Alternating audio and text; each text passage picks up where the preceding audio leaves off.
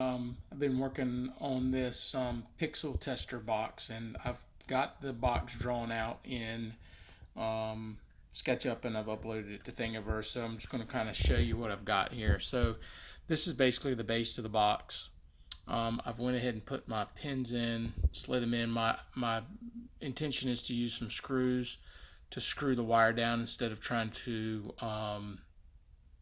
solder to the needles, because heating them up enough is kind of a pain in the butt. But it's set up to do 2811 and 2801 pixels. This right here is for a double pole, double throw switch, 3-position switch, so I can switch between 2811 and 2801 pixels. Basically, I've got three. Let's see if I can get it to zoom in there.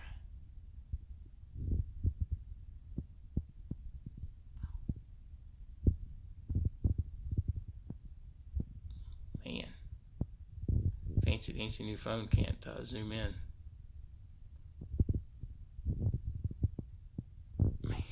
Anyway,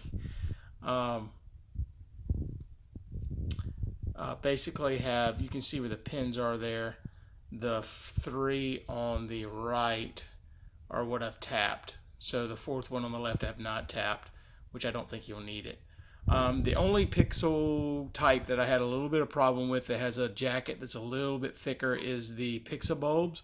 But the way it fits in here, you're only going to be tapping the ground and the data wire anyway, because the way I'm going to have this wired is that this pin right here will be dead on a 2811 pixel, because it needs to be live for clock on a 2801. But when I have my double pole, double throw switch on here, it will just be a dead pin.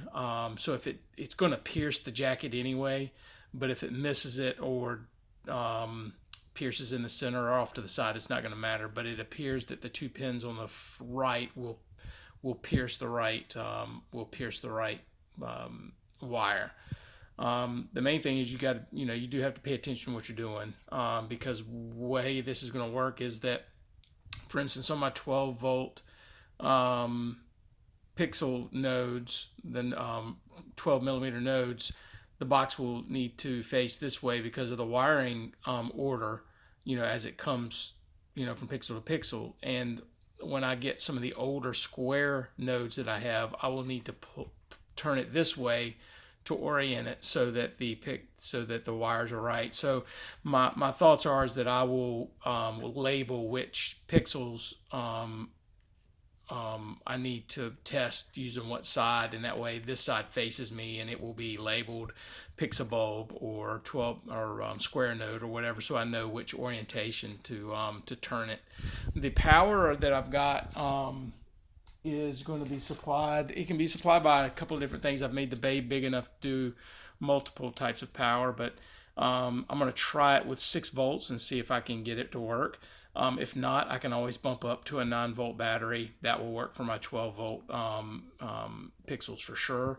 But also, it's big enough to where you could put a 1S, maybe a 2S LiPo in there. If you have one of those laying around, you can wire that in as well.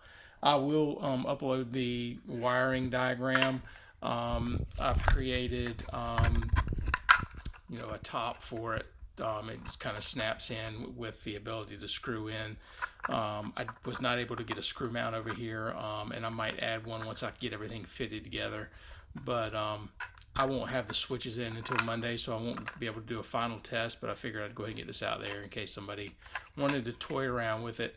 Again, my intentions are to use some screws to screw this into the plastic, and what I'll do, that is enough separation, and I'll just pull this one off to the side and put a screw in there, and then I'll put a screw probably underneath here so that as you press forward on the jacket, it won't have a tendency to pull the pin down, which is something you'll have to pay attention to. But they're sticking up just enough to be able to get in there, and like I said, my idea is just to be able to lay it in this groove and press down, and then see if the pixel, depending on which one you're going to do, the pixel will light up. So anyway, just something to play around with. If you do print this up and test it, be careful of your wiring. I'm not responsible. I'm a dumb human. So this is just a, you know, just an idea to toy around with. Somebody may figure out a better way to do it. But my other idea is to maybe do away with the grooves and do away with the slot and just make it straight across. If I can get away with no ground reference from this box, which I haven't tested yet until I can get some wires pierced, I won't know. But it might just be, if I can get away with no ground reference, I'll make a version that has a flat top with the ability to have 2 pins sticking out and a cap that goes over the top, and then that way you pull the cap off, and then you have 2 pins sticking, and you can just insert it into the wire jacket, and the pins will just be free floating, but they'll be so close together you'll be able to press them in at the same time. Again, the Pixel will be powered by the battery pack anyway, so you won't have any voltage on those lines. So anyway, hopefully it's useful. We'll find out.